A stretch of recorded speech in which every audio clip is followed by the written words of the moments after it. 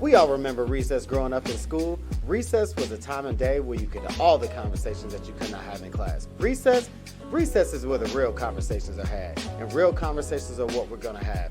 In each episode of the Recess Podcast, I'm gonna have real conversations explaining students in school. I'm your host, David McGuire. It's recess time, y'all.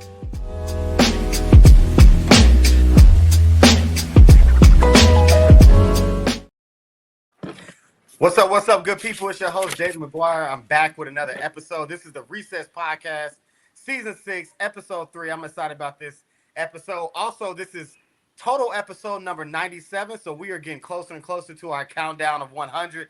But tonight, joined by a longtime dear friend of mine, Westside born. She left us for a minute, but she is back in the city doing amazing work, and I'm so thrilled to have this conversation. This is an education conversation with Dr. Porsche Chisley. How you doing? I'm good, David. West Side, here we go. Come on, it's just it's fun. It's like thinking about like growing up here and being in the space, and now like we're doctors. This. Do you ever forget sometimes when people introduce you and be like, Dr. Porsche, you be like, hey, I am a doctor. It's so weird. It's so weird when people introduce me like that, and it happens a lot now professionally. Mm-hmm. It's also weird. I don't know if this happens to you, but for me, it's also weird being like the grown-up, right? Yeah. Like people coming and leading in systems and, you know, and the work that we'll talk about tonight. Mm-hmm. It's so weird to be looking at like childhood and, you know, young adult, and like now we the aunties and uncles, and we're the people coming to for like answers and stuff. It's just crazy. Whether it's like you said, coming for answers, folks looking for a job, talking about, hey, can you? I'm like, you asking me, and I forget. I'm like, man, I have been doing this 15 years. Like I've had put my skin in the game. Like you said, we aunties and aunts and stuff. So but Porsche, one, it's good to catch up with this. You, like I said, I kind of tease, you're doing a lot of amazing work, and I want to just kind of really just dive in. So as I mentioned, I mentioned the West Side, but since I feel we saw each other at a conference, I think you kind of said like I might be coming back to Indy. I'm not where we were when we had that who conversation. Knows?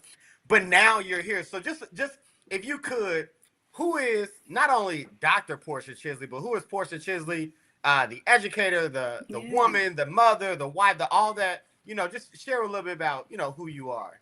Yeah. All right. Where do we start? So Dr. Porsche Chisley now for a little over a year now.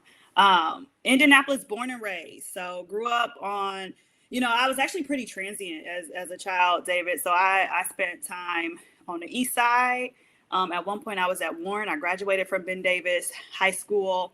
But grew up, I'm from Hallville, right? Like that's where I spent the majority of my childhood, and that's where my family is from. My mom still lives in Hallville. I grew up going to a community center in the Hallville neighborhood that I always talk about in terms of like what shaped me and formed me. And it was the Christamore House. So I was like a Christamore House kid, grew up going there. That was the first place that had me thinking about education and teaching. I went to the Christamore House preschool program, met Miss Lisa Pepper, who has since passed away, but she was the preschool teacher at the time. And she was the first person to tell me that I was going to be a teacher, right?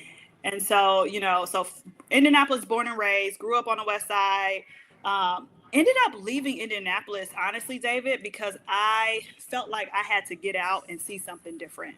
I knew there were like possibilities, but I felt like I wasn't seeing a ton of people who looked like me doing a bunch of different things. And so I knew that like I had a full ride to IU, did not end up going to IU. Crazy, right? Like at the time, I did not know the financial decision I was making. But I turned down, you know, 21st century scholars, but it ended up working out. I don't have any student loan debt, so praise God for that.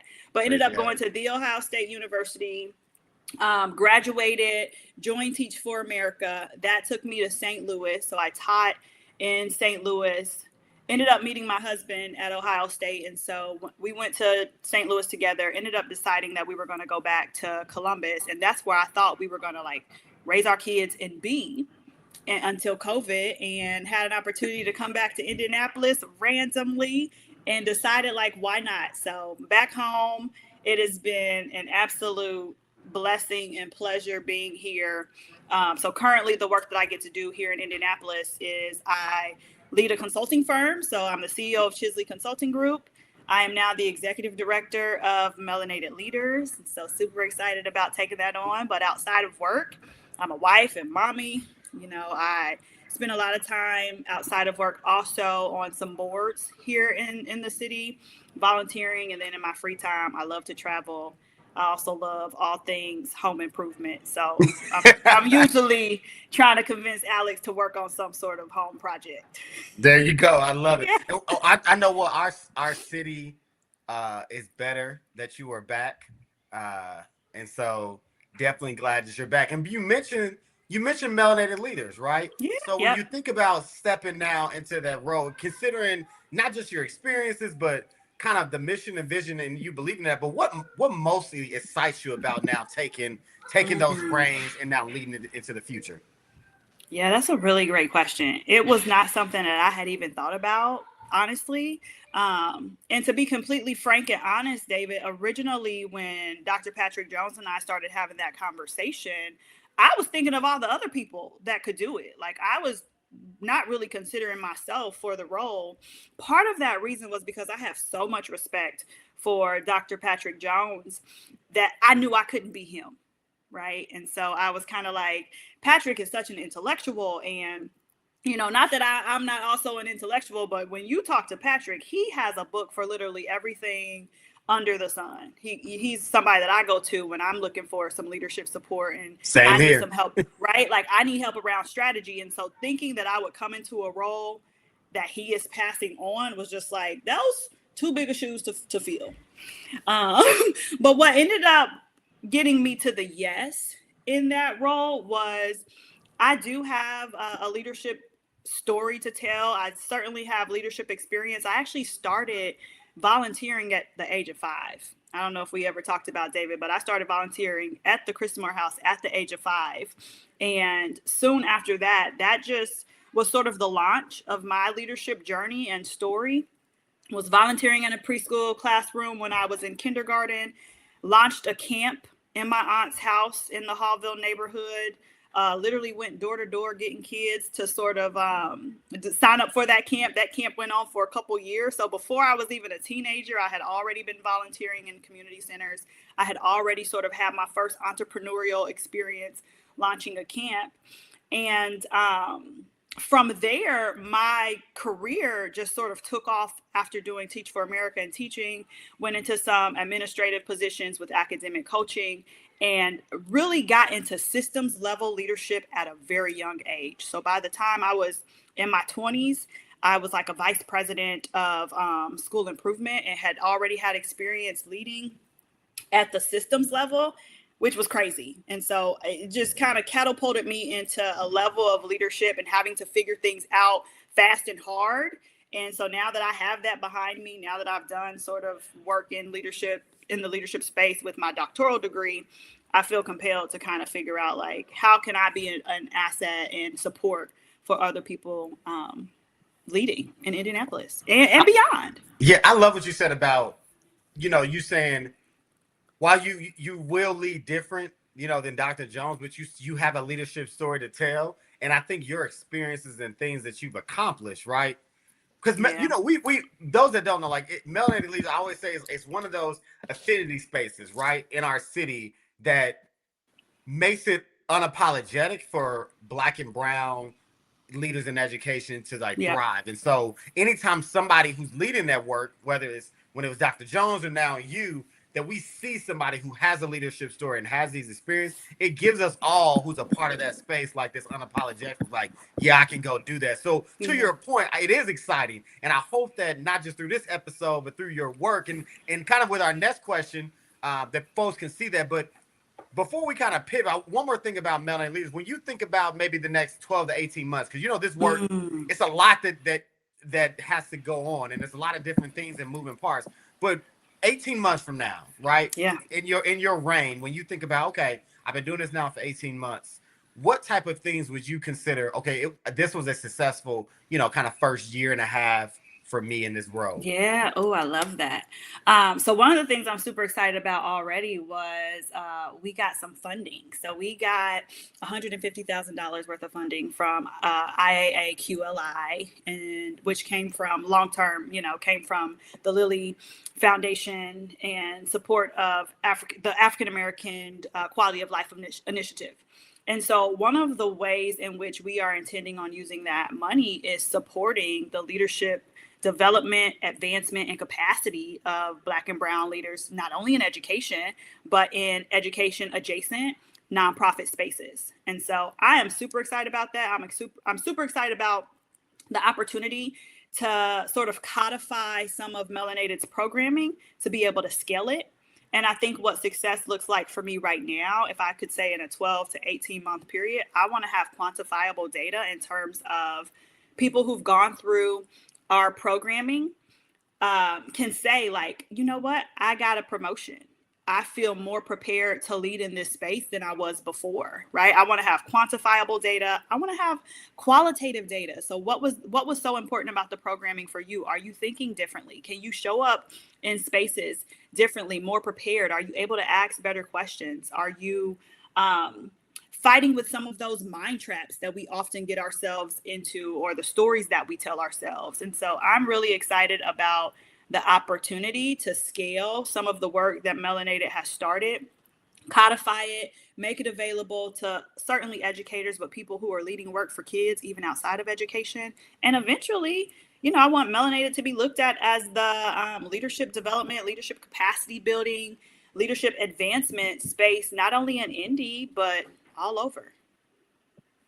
I love that. I'm excited about the work Melanated. Obviously, I've both been tapping into it for years, so really excited for you, and congratulations again on taking over. I cannot wait to see the great work you do.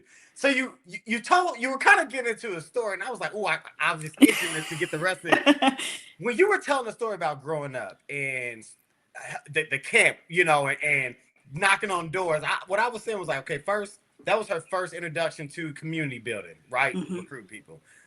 Your first opportunities at 7 to leadership. Your first kind of inkling of like, yep, I think teaching and education is my pathway. When you think about like all your upbringing and everything that's happened right now, Dr. Chisley today, what is your why? And what really motivates you to keep going? What motivates you to be a leader in education, be a leader for equity, systems, leadership development? Like, what's your why now, today, in this moment? Yeah, today in this moment, I think that's a great question. One of the things in going to Marian University and sort of having the blessing of learning from the Jeffs, one thing that's always stuck with me that Jeff Hanna has said is like, how do we show up in this space and make a contribution that only you can make in the world? And so I think my why is really figuring out like, what is the contribution that only I can make, that only Porsche can give to the world, and making that every day. And I think what that is for me right now is making sure people have options. When I think about my why currently, it's like, I feel like I've had a lot of options throughout life and throughout my leadership journey. So I've been able to make financial decisions, make professional decisions from places and spaces that not everyone has the opportunity to do. And so I want to make sure that in my roles, I am opening up spaces for people who look like me, people who come from diverse backgrounds and experiences, to have the option of choice, right? So I look at choice and options as freedom and liberation. If you want to be working for a system, that's an option to you. If you want to, live in the city or live in the suburbs, that's an option to you. You get the freedom of choice. And I think for me, historically, our people have not always had that opportunity, right? Like we've been put in places and spaces sometimes where it's just like, this is where you have to be, not always getting to choose where we want to be. So that's my why right now. That's why I do this work. That's why I want to work with, leaders in the space in Indy and outside of Indy, so that they basically see more, have more choice. I love that. I love that. All right, we're gonna dive into the work that you're doing, because you out here doing some work, sis. I mean, I don't think folks really know, right? We've been talking about Melanie, and you kind of teased it. You've launched your own consulting firm. You're doing some leadership coaching with Cambiar, like, so you're connecting with leaders across the country. You out here writing, excuse my language, bomb ass reports, right? Telling the stories about, schools and things like that. So I want to kind of dive into that. The belonging at school, right? Was that the title? Did I get it right? Yeah, it was. You got it right. So one of the things, so the report highlights that students feel their sense of belonging grows when adults show up as humans first. Mm-hmm. First of all, I just want to, that students' sense of belonging grows when adults show up as humans first. Mm-hmm, mm-hmm. One, I want to ask you, did that report, did that come from Dr. Porsche Chisley? Does that hit there, or does it hit Porsche Chisley, the mother of school-age children? Mm-hmm. The why, like, when you hear that phrase, like, what does that land for you? I mean, that was, when I read that, I mean, that's powerful to think about it that way. Yeah. I think it lands for me both professionally and personally. I think it's one of the things that I've always known as an educator, right? Like, I've always known that students really want to see that you honor their humanity, and that you understand that they are a human before you're asking them to do hard work for you. And so that's important to me. I knew that it would come out in the report, that students would share that and say that. So I'm not surprised by it. I think about it as educating in any space is deeply human-centered work, right? Yes. Like, there's nothing in this world that I can make you do. There's nothing in the world that we're going to be able to make students do. What we can do is influence them. Mm-hmm. And some of the ways we're able to do that is through, like, honoring their humanity. So if you're showing up and you're hungry, I got something for you, so that I can get you what you need first, so that you can do what I need you to do, right? Yep. So it just made sense. I was not shocked at all by it. And it certainly speaks to both the mother and the professional within me. Yeah. I mean, you're right. I think our only goal is, when we stand in front of children, is that, like you said, we can influence them, we can inspire them to make choices that's going to help them live, right?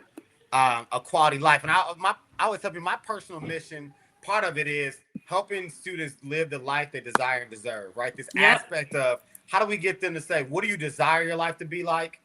And how do I help you get there? But more importantly, like, at the bare minimum, I'm going to give you what you deserve, which is happiness and an opportunity, right?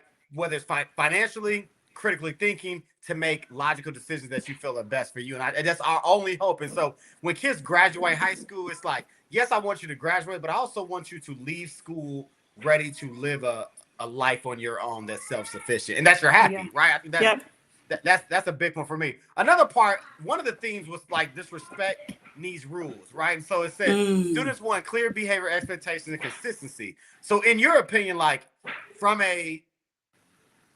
your time in the classroom, but your time, I really like your time now. You work with a lot of leaders and educators, in the work that you do. How do you think we can actually strike a balance between rigorous structures, but also, right, honoring students' individual identities and needs? Yeah, David, here's what I'll say about that. I think we have to stop separating the two of them as if they don't exist together, right? Like, rigor and relationship go hand in hand, and we have to start seeing our role in education as, like, requiring students to have both of those. I cannot say to a kid, and I tell my own kids this, I love you, and I show that by discipline. I show that to you by structure. I show that to you by making sure that I have very high expectations of you. And I'm not saying that as, like, the buzzword high expectations, but I expect you to be able to achieve at grade level standard. And if you cannot, I'm going to scaffold in a way that gets you there, right? But you're going to get there. And I'm not going to lower the bar to change the bar for you, because I love you too much to just let you be out here failing. I love you too much to not do everything in my power to make sure that you're proficient on state assessments. And the two go hand in hand. So for me, it's always been a blend of the way I show you that I care about you and the way that I show your humanity is making sure that you are able to achieve what you expect of yourself, even more than what you might expect for yourself, what the state expects for you. And I'm going to help you along the way to get there. So I think that we just have to put both together. I've seen a shift in education lately where, I get to see a whole bunch of schools every year.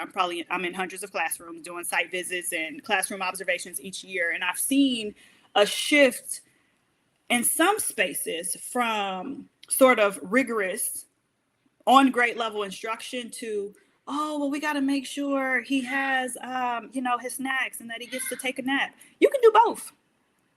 So I think part of it is just like not separating the fact that we can do both. You can feed them and you can make them work real hard for you. There you go.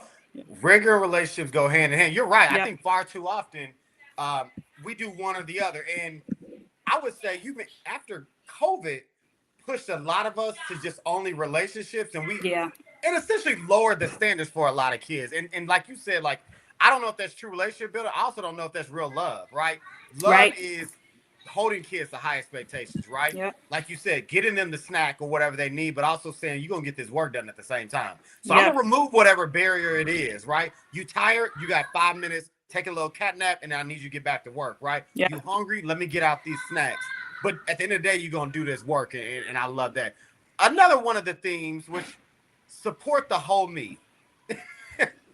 And I feel like, there's like a lot of schools, again, because also what I just talked about, we lean more to relationships because of state testing and mandates and accountability. We've also, in some cases, swung the pendulum all the way to rigor and forgot about caring about students. Yeah. So the report says, like, students said that they feel empowered when their school cares about them as people, not just academics, right? You mentioned you're in hundreds of classrooms. You're in different schools, meet with educators. Do you have a story that you can share of a time when you or one of your school partners, that's exactly what you saw, that this school didn't just care about kids academically, but they cared and supported the whole child? Yeah. Oh, I got a couple.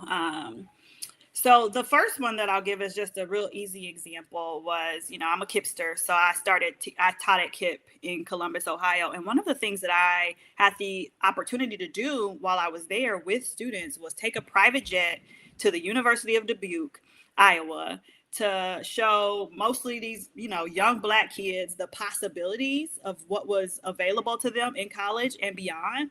What I loved about that trip was it did two things. One, it was certainly academic focused, so it let them see a university, but it also exposed them to like wealth and what it looks like to be able to fly. Some of those kids had never gone outside the state of Ohio, yet alone been on somebody's private jet flying to a university.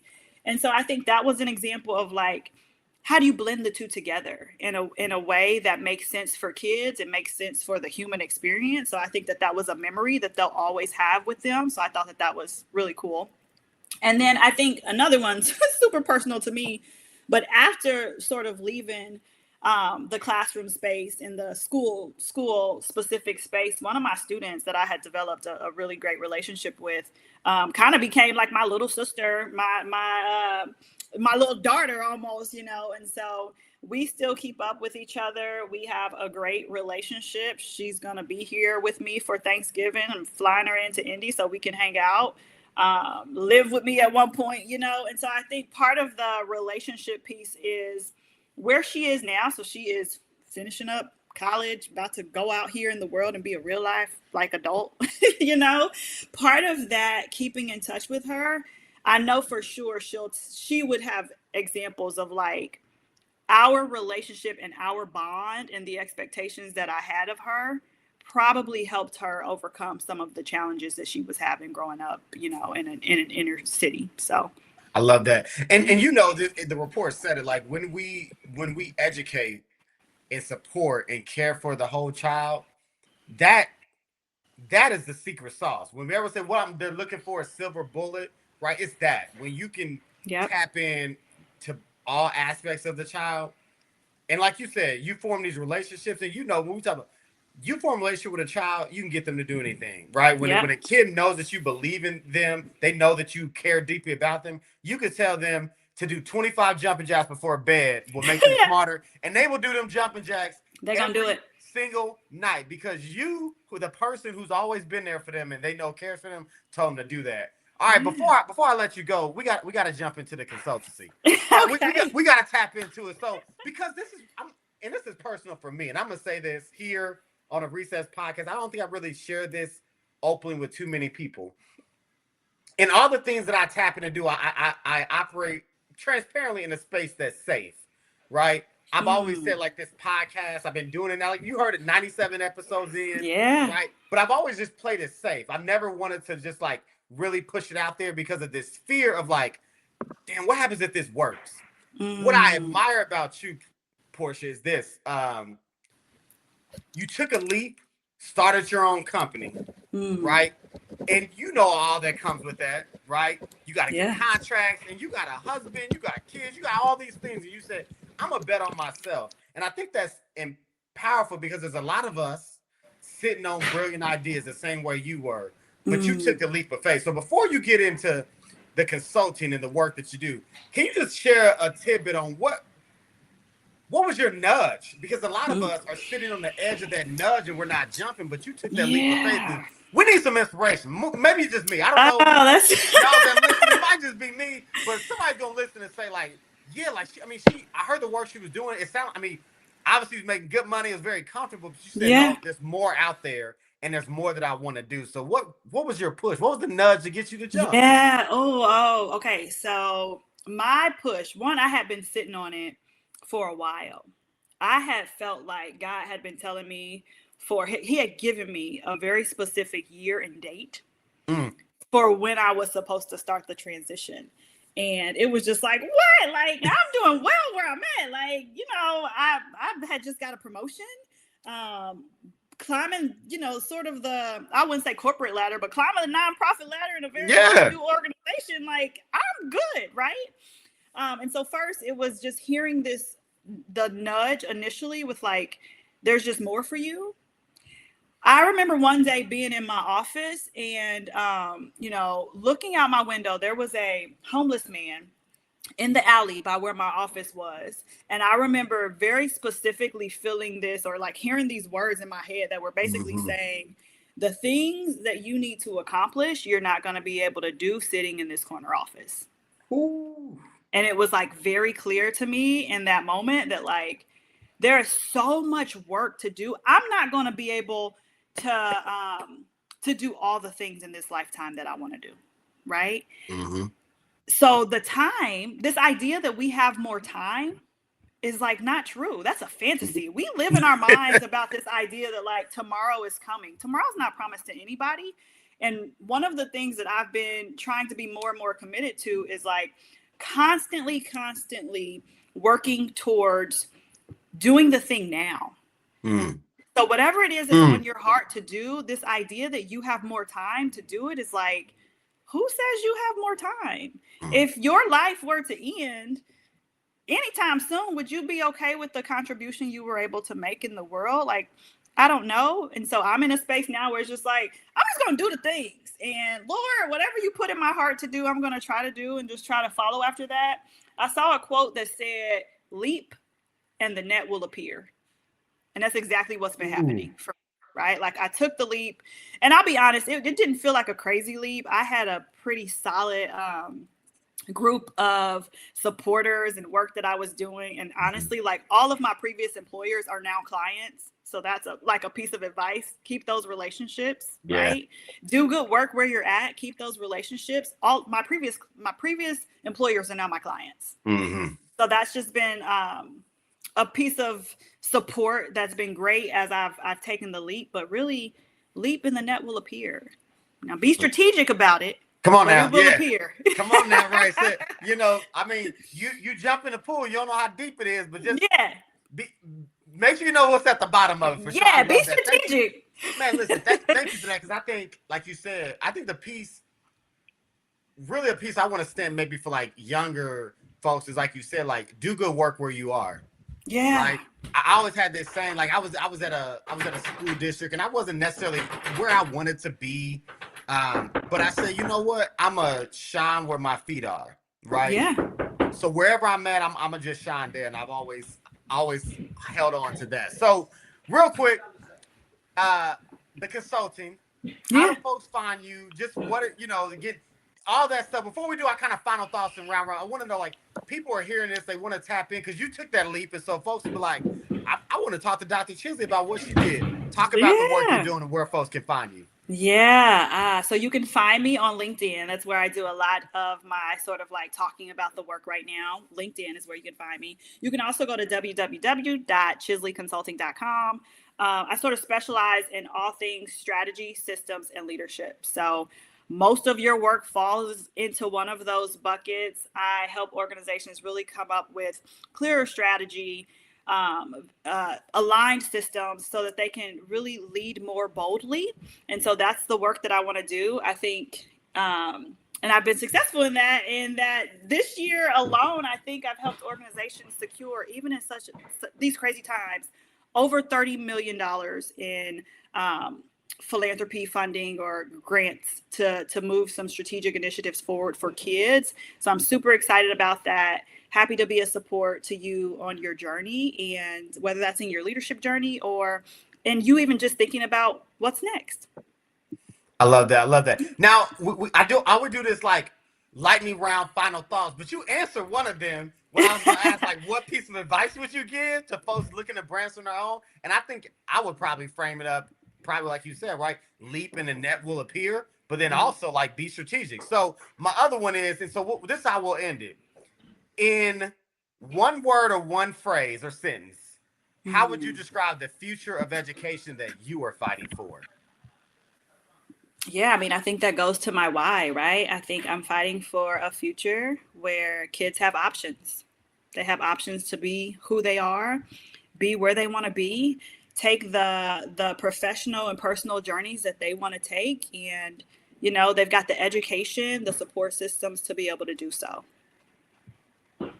I love that. I think for me, it's like I said, help. I'm fighting for all children to live a life they desire and deserve. And I think if we do that, we'll be better, not just as a people, but as a society, as a country, and just as like as humans, right? And things like that. And so the future is definitely brighter if we can do that. So Dr. Chisley, West Side. Appreciate you. West Side. Bread. Come on now.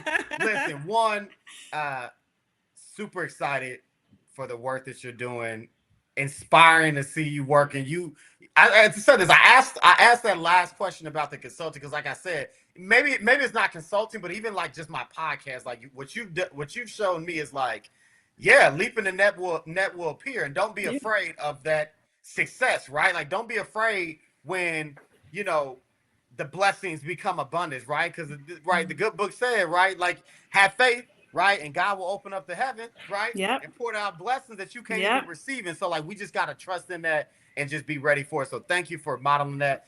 Thank you for the work that you're doing. Excited about the next report, whenever that is. And then I'm excited about where Melanated is going into the future. Again, you tapped in with me. I definitely appreciate it, and I appreciate everybody for listening. This has been the Recess Podcast, Season 6, Episode 3. This has been an education conversation with Dr. Porsche Chisley. As I always say, create the platform, control the conversation, change the culture. I'll see y'all next episode.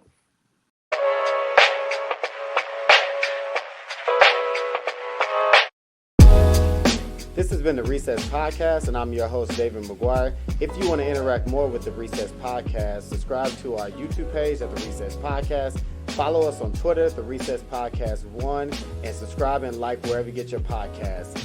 As I always say, create the platform, control the conversation, change the culture. See you next episode.